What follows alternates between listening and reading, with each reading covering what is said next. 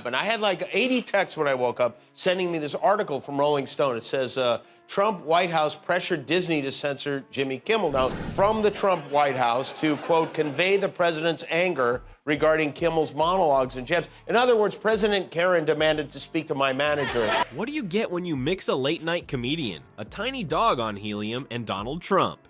The answer might surprise you, and it definitely made Trump lose his cool. Kimmel and Colbert just pulled off the comedy heist of the century and their target, the Trump empire. But what they said about Melania, that's what really set things off. Before we move on, I'd like to ask you a small favor. If you appreciate this content, please take a second to like this video and subscribe to the channel. Over 98% of you watch the videos without subscribing. It costs you nothing, but it makes a huge difference to us. So, did you click the subscribe button? Great. Thank you so much. Now, back to the video. The first thing Kimmel does is attack Marjorie Taylor Greene's voice. He compares it to a chihuahua on helium. Are you able to imagine the reverberations of that shrill yap reaching every corner of the Capitol? It's enough to make C-SPAN viewers want to hit record. The article says news of these calls spread around the corridors of power in Washington. Wow, what a plot twist.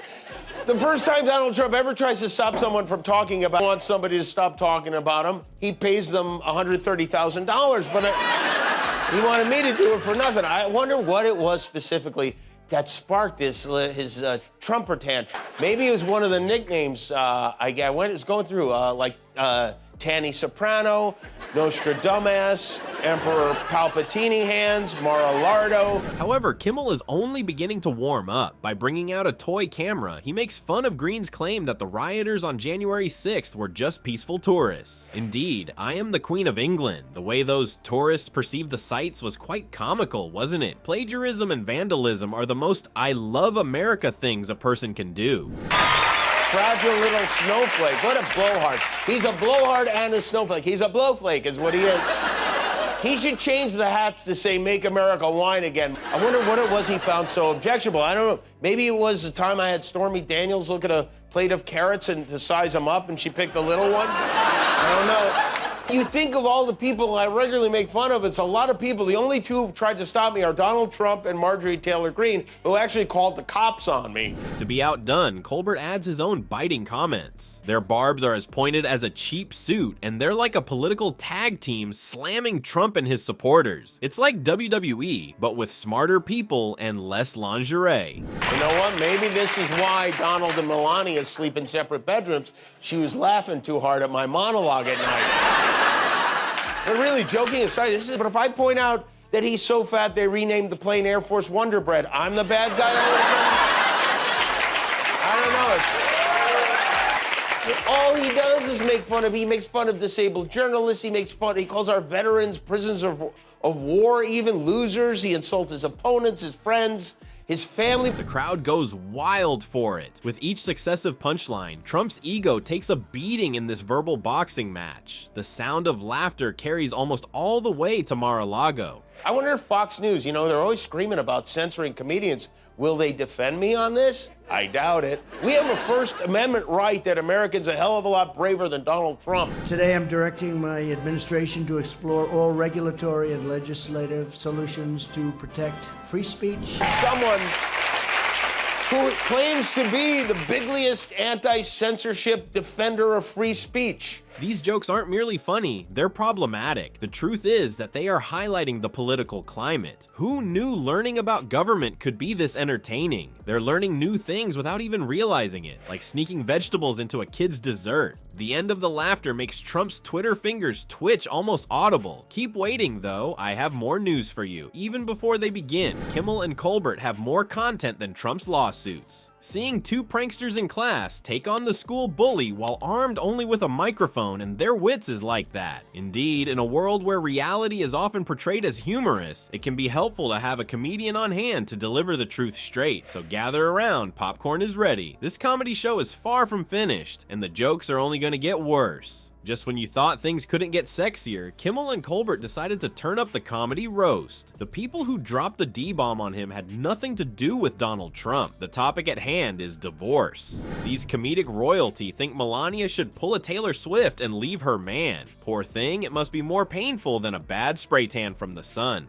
Thanks to the late-night duo's detailed portrayal, Melania could practically be seen walking out the door, abandoning Trump to deal with his vast array of legal matters. What a slap in the face for a man. It appears that Trump's head is the sole target of their comedic whack-a-mole game. And the free speech rights of all Americans. We're here today to discuss protecting Americans from censorship. We will uphold the right of free speech. It's very interesting, isn't it? It's almost like he's a hypocrite, you know? Help with that. And as for Trump, you know, if you want to come on the show to tell me to be quiet yourself, we still have that arcade claw machine the My Pillow guy got in. You can climb inside and... But here's where things start to get weird. Trump went silent, even though he usually has problems controlling his Twitter behavior. Do you think he's pouting? Is he getting ready to get even? Or is he just too busy directing the legal Jenga game his team is playing? You might think a hair plug were dropping because of how silent it is. It seems like everyone is waiting for Mount Trump to explode. You know it's coming, but when exactly? Is a Twitter frenzy imminent? A rant about Fox News? WTF? Maybe he'll pretend the vicious comedians can't find him by hiding in his golden tower. At the same time, the web is literally blowing up. Memes are flying like a tornado, far outpacing even Trump's toupee. Rather than Trump's explanations, GIFs are popping up. Everyone is waiting for the orange one to say something. Will he take the stand? Could he possibly weep? On the other hand, will he pretend it never happened, similar to his failed casinos? Everything is now on the line, not just jokes. Trying to figure out what sets Trump off will require you to push his buttons. Does this mean it's over for good? For Trump, it may be the joke that finally cracks his tough exterior. As the stakes grow, one thing is certain, the Trump roasts by Kimmel and Colbert have just reached new heights. The truth is, we're all in. It's like watching a comedic take on the classic story of David and Goliath, but with jokes instead of stones. So gather around, popcorn is ready. The funniest parts, at least in my opinion, are not yet over, so this comedy show definitely has plenty more to offer. Who can say for sure? Even late-night television could be targeted by Trump's efforts to erect barriers. Oh, the spectacle that would cause. So why are these late-night giggles so significant? Well, it turns out that Kimmel and Colbert aren't just trying to make us laugh. This practice has been around since the days of monarchs and jesters, and they are just carrying it on. These comedy kings are employing the same tactic as medieval court jesters, making fun of the powerful to subdue them. Think about it. Laughing at a Trump joke is about more than just having fun. Your role is that of a comic rebel against the powerful. Instead of using whipped cream, using words is like throwing a pie at someone in charge. When you're watching late night TV, remind yourself that you're more than just a couch potato. You are a trailblazer when you use a remote control. Who would have thought that going up against the power could be so easy? Keep laughing, everyone. Making democracy more enjoyable is the very least it could achieve.